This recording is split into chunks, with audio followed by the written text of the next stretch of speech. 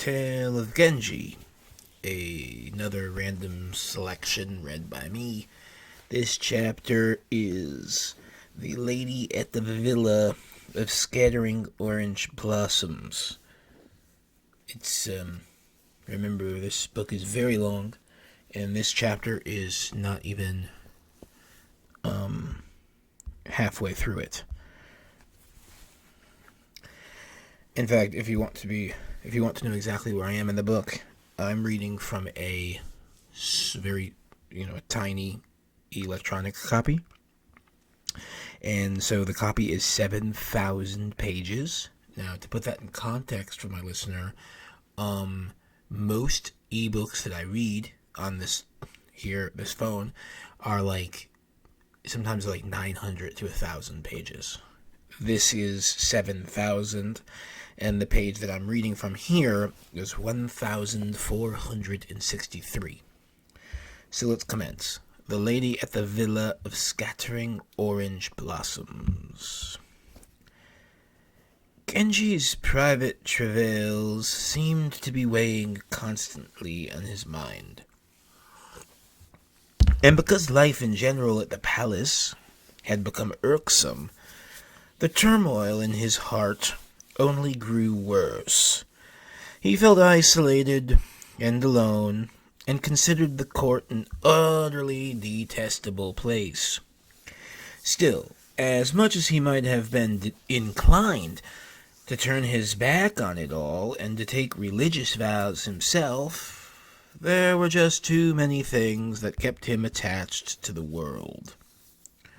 One of his late father's imperial consorts, a woman who had resided in the apartments of the Raikkonen, found her circumstances increasingly difficult following the emperor's death, because she had given him no children.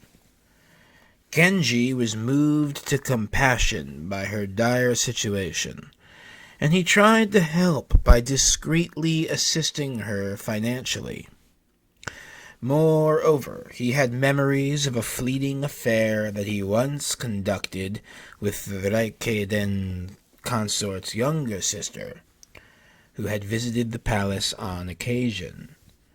Though his connection to the former consort was not close, his habitual sensitivity in these matters did not allow him to forget the younger sister.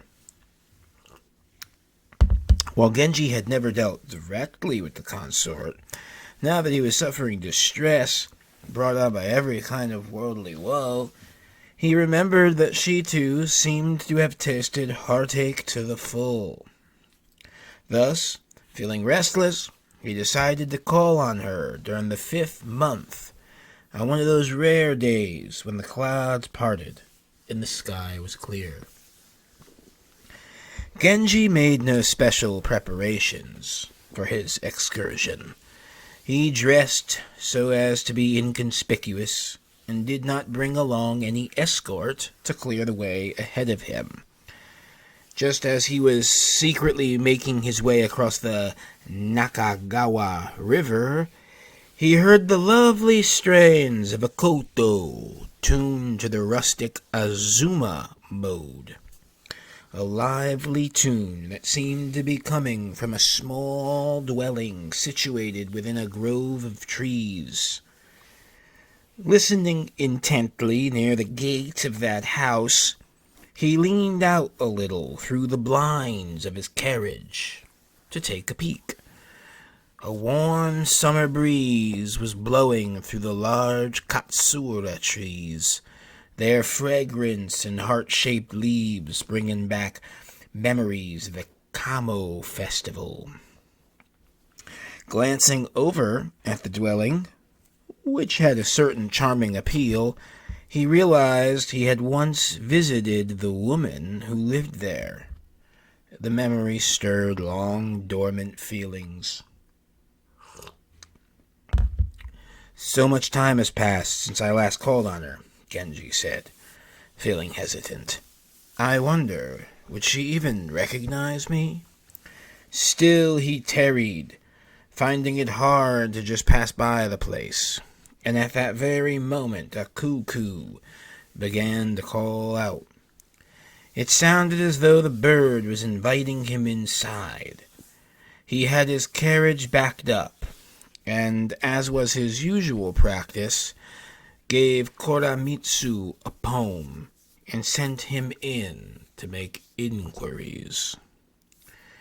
A cuckoo's faint cry from the hedge round this hut, where once the two of us exchanged vows of love, wakens unbearable longings from the past.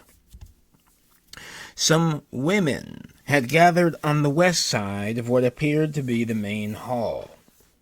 Hearing their voices, which he recognized from that earlier visit, Koremitsu cleared his throat to signal his presence, and then presented his lord's message. The younger women seemed to find this all rather suspicious.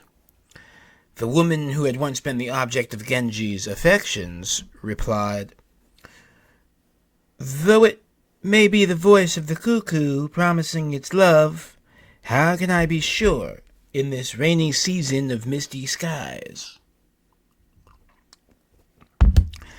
The uncertainty expressed in this poem sounded, at least from Koremitsu's perspective, a little forced. "If that's the case," he said, taking his leave, "then I guess we identified the wrong hedge." The lady of the house was chagrined, saddened by this response, though she kept her reaction to herself. As far as Genji was concerned, if the lady had a reason to be cautious, then it was natural for her to express uncertainty, and Koremitsu had no choice but to retreat. Among women of similar station to this lady, the first who came to Genji's mind was the sweetly alluring daughter of the Assistant Governor General of Kyushu, a young woman from Tushkushi, who had performed as a dancer at the Gosechi festival. Genji seemed to be always suffering pangs of longing for every woman he knew. No matter how much time elapsed, his passion for them never really faded. Even for those women he'd been with only once, like that lady whose house he had just passed. Of course, it was this devotion of his that explained why so many women pined for him. When he at last arrived at the villa that had been his intended destination all along, he was moved to see it looking just the way he had imagined. Quiet, nearly deserted, no sign of any visitors. He first went to the quarters of the former Reikkeiden consort, talked with her about the old days well into the night. Since it was the 20th day of the 5th month, the moon rose late, making the shadows cast by the tall stand of trees in the garden look even darker.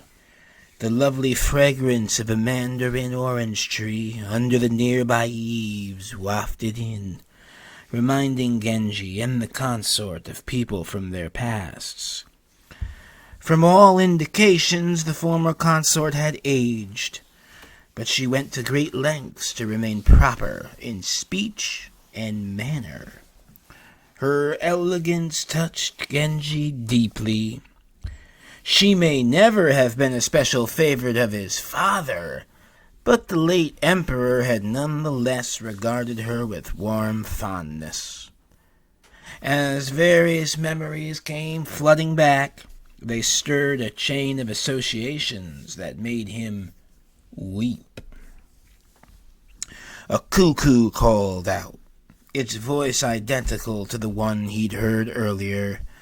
Was it possibly the same bird that had been singing in the hedgerow around the other dwelling? It was so charming, it made him wonder if it had followed him here. How did it know I was here? He whispered to himself. The cherished scent of mandarin orange blossoms brings to mind loved ones of old. The cuckoo cries out, searching for this villa where the blossoms scatter. I should have come here sooner to find solace for the past, for things that are hard to forget, Genji said. Here I might find relief from sorrows, though I would also experience an even greater longing. It's the nature of the world that everything must change, and now there are only a few people left with whom I can reminisce about my days gone by. It must be even harder for you to relieve the tedium. The present court was what it was. It was no use complaining about it. Her manner of expression was deeply sincere, which suggested that she was constantly dwelling on the innate sadness of the world, and perhaps because she seemed so stoic, it had imbued her with an even greater sense of pathos. No one visits this desolate dwelling, though the orange blossoms beneath the eaves have enticed you here to long for the past. This poem was the entirety of her reply, but even so, Genji sensed she was no ordinary woman. He furtively peeked into the living quarters on the western side of the main hall, where the consort's youngest sister, the lady with whom he'd been intimate, resided. As he went over to see his lover, she was now associated in his mind with this villa where fragrant mandarin orange blossoms were scattering. Hanachi Sato. This was not the start of a new affair for him, though certainly his visits to her were rare. Still, because he was so magnificent looking, she'd likely forgive him, forget her bitter complaints. As always, he talked so sweetly and lovingly to her about various matters that his affections could not have been shallow. All the women who were Genji's lovers, even those who were no more than a passing fling, were extraordinary in some way, in character or talent or status. Because he never took any of them for granted, or treated them as if they were of no consequence, most chose to continue their relationship with him without recriminations, and with abiding mutual understanding. And if a woman concluded that her affair with him was improper or hopeless, and turned to another man, he never considered her attitude unreasonable. The woman who dwelled in that other house, the one with the hedge where the cuckoo had sung, was no doubt one of those whose attitude had changed.